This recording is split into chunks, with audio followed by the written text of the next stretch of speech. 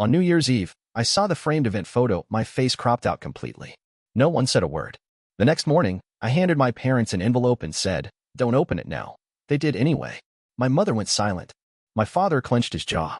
Turns out, hiding a property and lying about a will has a way of catching up, even over herbal pancakes. I pulled into the driveway just after dusk, the sky still faintly orange over the water. Cold air clung to the pine trees around the property like it had nowhere else to go. The house looked the same on the outside, but I could already tell from the light glowing inside that they'd renovated again. My parents had a habit of redoing entire rooms without telling me. My name is Alex. I'm 36 years old. I live in Chicago now, but I grew up in this quiet little coastal town in northern Maine. Not much ever happened here, but somehow, a lot always happened inside that house. They greeted me like nothing had ever gone wrong between us. "Hey, buddy," my dad said, pulling me into a quick, bracing hug. My mom followed with one of those pursed lip kisses to the cheek, her perfume too floral and too strong. "You made good time. We've got your room all set up. Oh, and wait till you see the den. You won't even recognize it." She was right about that. I followed them through the living room, past the new fireplace, and into what used to be a cluttered office. Now it was magazine-ready. Modern couch, distressed wood coffee table, a wall of minimalist shelving with carefully staged decor. And hanging above the mantel, a huge framed photo from last spring. My stomach dropped. It was a group photo taken at my sister Caroline's wellness center launch party. White dresses, champagne, fairy lights strung across the courtyard. My parents were in the middle, beaming. Caroline, of course, in the front row, surrounded by friends and smiling investors. I remembered that night well. I stood right next to Caroline, arm around her shoulder. But in this photo, I wasn't there. Not cropped, not faded, just gone. The edit was so clean it could have been taken that way. Except I knew it hadn't been. My mom didn't say a word about it. Just passed me a wine glass and gestured toward the new throw pillows. "A little more grown up, don't you think?" I nodded like I didn't feel like a ghost. Dinner was just as staged. My sister showed up in cashmere and pearls, tossed out a limp, "Hey, Alex," as she slid into her seat, then launched into some story about a product she was launching in Tokyo. My dad nodded proudly through it.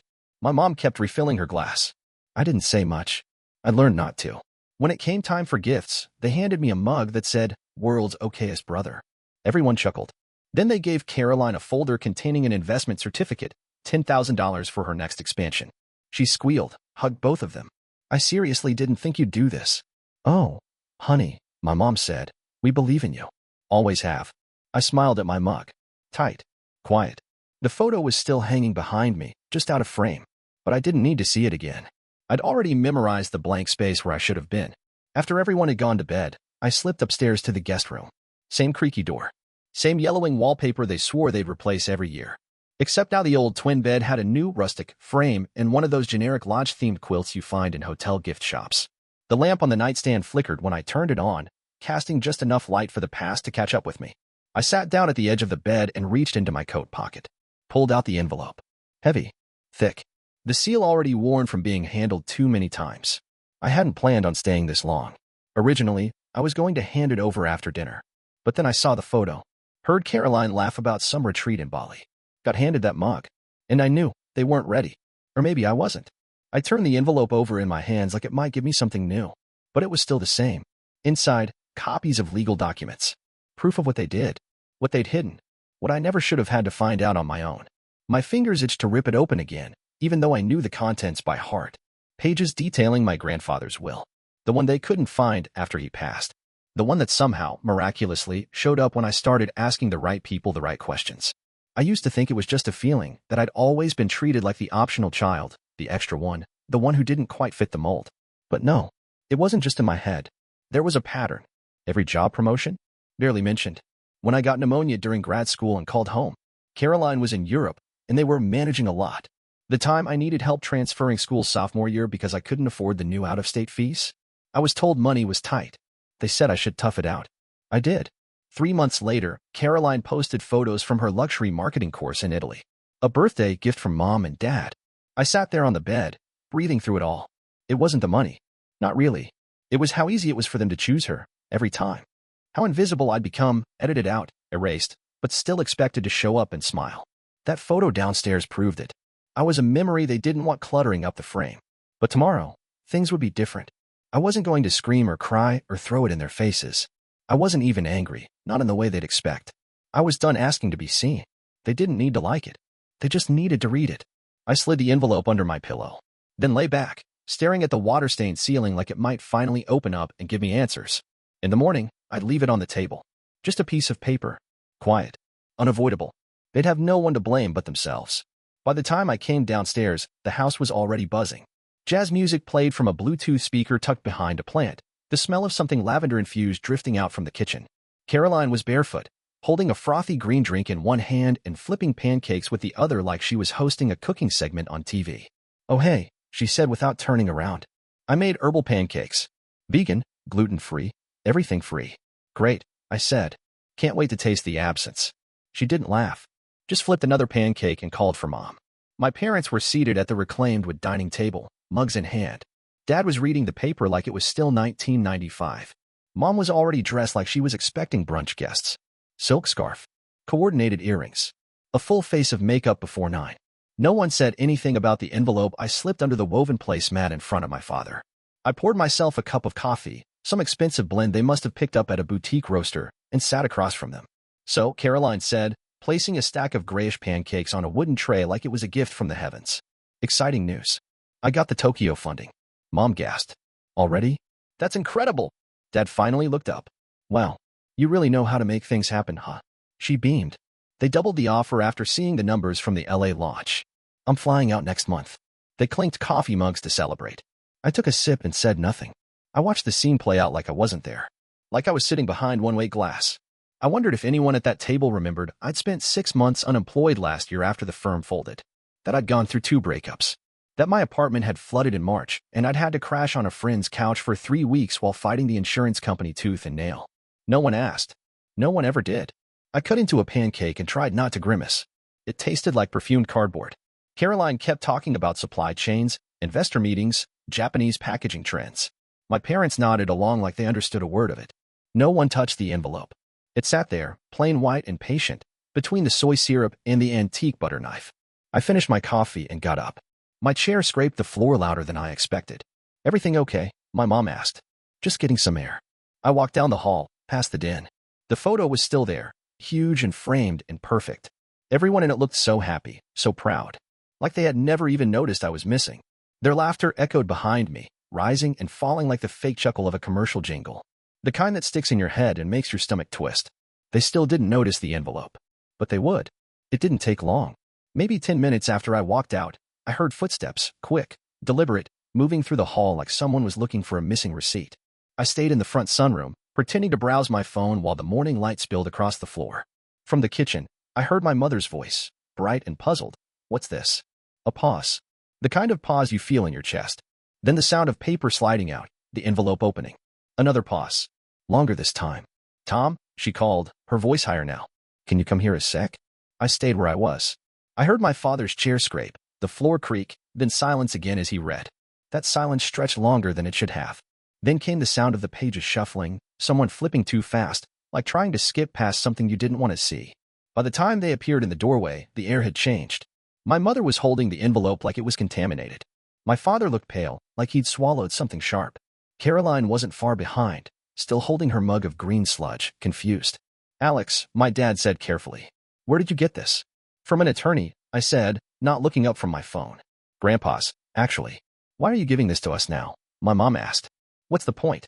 I stood and slipped the phone into my back pocket. "Because I just found out what was left to me. Or more accurately, what wasn't." Caroline stepped in, eyebrows drawn. "Wait, what is this?" I turned to her. "It's Grandpa's will. The one I was told didn't exist." Her eyes narrowed. "What is that even?" "He left me the commercial building on Harbor Street. The one your last campaign shot was filmed in." That shut her up. I turned to my parents. "Did you know he left it to me?" My dad shifted. "It's complicated." "No, it's actually really simple," I said. "The documents show he left it to me directly, in full, before he passed. But somehow, the property kept being used, rented, profited from for years. And no one thought to tell me." My mom looked panicked now. "We didn't hide it. We just thought it wasn't the right time." "It's been 5 years," I said, my voice flat. 5 years of rent, tax filings, contracts signed with your names. 5 years where you acted like I didn't exist." Caroline scoffed. "This is insane. That building isn't even worth that much. Why are you acting like it's some kind of betrayal?" I turned to her. "You used it for a photo shoot last spring. Did you get permission from the owner?" She blinked. You never said anything. I didn't know I owned it, I said. Because you never told me. Silence. My dad cleared his throat, then took a step toward me. Son, if this is about feeling left out. I laughed. Quiet, bitter. It's not about feelings. It's about facts. You cut me out of more than a photo. You cut me out of a future that was meant for me. He looked like he wanted to say something more, something to smooth things over, to reach across the gap. But he didn't. And for once, no one rushed to fill the silence. I took one last look at the envelope, now soft at the corners, its contents spread out on the antique table like evidence in a trial. You can put it back where you found it, I said, walking past them. It belongs here now. And I left them standing in the kitchen, holding the truth in their hands, with nowhere to file it away. They didn't follow me right away. I went back to the sunroom and sat by the window, staring out at the pine trees, letting the silence thicken. But it didn't last long. After a few minutes, I heard them gathering again, footsteps, raised voices in the kitchen, the distant clatter of a mug hitting the counter. Then came my dad's voice, sharp and shaky. Alex, we need to talk. Now. I didn't get up. So talk. He walked into the room, jaw set. My mom was right behind him, arms folded tight across her chest like she was physically holding herself together. Caroline hovered by the archway, eyes narrowed, still dressed like she had a business meeting. It's not what you think, my dad said. That you've been collecting income off a property I own? I asked. That you told me Grandpa's will was lost when you had it the whole time? He flinched at that. It was complicated. No, I said. It was convenient. My mom broke in, voice soft and hurried. You were always so independent. You didn't need it. Caroline was the one building something. You didn't even seem interested in that place. I didn't seem interested because I didn't know it was mine. Caroline stepped forward. This is ridiculous. You're making it sound like some big conspiracy. You knew? I said, turning to her. You used the building like it was yours. Did you even ask where the key came from? It's not like we were doing anything shady, she snapped. It's just a building. What do you want, an apology? I looked at her for a long moment. No, I want the truth. For once. My dad let out a frustrated breath. Look, if you want us to sign something or make it official, we'll do that. But don't blow this up just to prove a point. Too late, I said. I've already reclaimed the title. Sent updated documents to the tenants. From now on, all payments come to me directly. And your access is revoked. My mother's hand flew to her mouth. You what? I'm the legal owner, I said calmly. All leases now go through me. Caroline stared at me like she didn't recognize me. You can't just do that. You don't get to walk in here and rewrite everything. I didn't rewrite anything, I said. You did. Years ago. Then my dad stepped in, voice low but firm. If you walk out of this house right now, don't bother coming back. It didn't surprise me. What surprised me was how little it hurt. I stood up slowly, brushing past the curtain. My shoes made soft taps on the hardwood. At the door, I paused, turned around. Finally, I said, we agree. No one said a word. I opened the door, let the cold air hit my face, and stepped outside without slamming it behind me. Just a click. Just enough. Snowflakes drifted down, soft and slow, landing on the porch rail like they'd been waiting for me. I zipped up my coat and started walking, hands in my pockets, the crunch of frost beneath my boots steady and familiar. And with every step, I felt lighter. Not angry. Not sad. Just free. The first message came 3 days later. A text from my mom. Mom, hope you made it back safe. Please don't let this change everything. We love you. I didn't answer. Then a voicemail from my dad. His voice was low, quieter than usual. Look, maybe we didn't handle it well, okay? But that doesn't mean you had to go nuclear. You could have come to me first. You could have acted like family. I deleted it without finishing. Caroline sent an email a week after that. Short, clipped, like she was trying not to show she was panicking. Caroline, I don't appreciate being shut out of a space that helped build my brand. I hope you reconsider. This isn't how professionals operate. I read that one twice, then archived it. I didn't write back to any of them. Not once.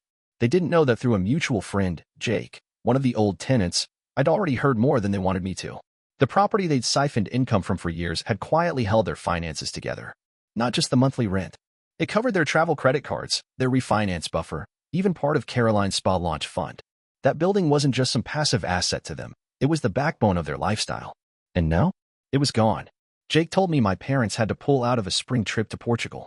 He said Caroline was trying to secure new funding fast and had suddenly started spinning a story about unexpected portfolio shifts. What she really meant was, the house had stopped paying their way. I pictured the three of them scrambling, backpedaling, whispering in the den they redesigned without me, now forced to look at that photo on the wall and remember what they erased.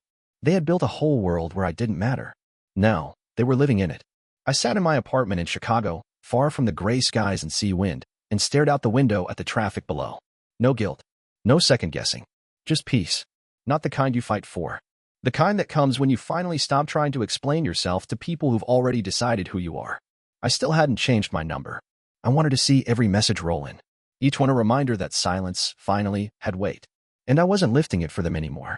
The building was a squat red brick two-story tucked between a shuttered bakery and a boutique candle shop. Nothing flashy.